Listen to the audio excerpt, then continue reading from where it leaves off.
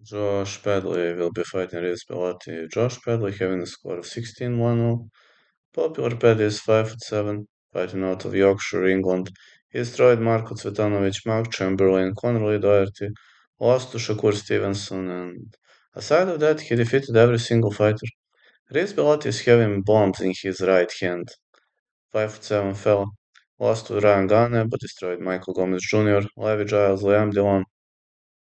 Akib Fiaz. He is extremely powerful and technical fighter. And if you're asking me who won and who's going to win, I think Josh Pedley is having a better situation right now.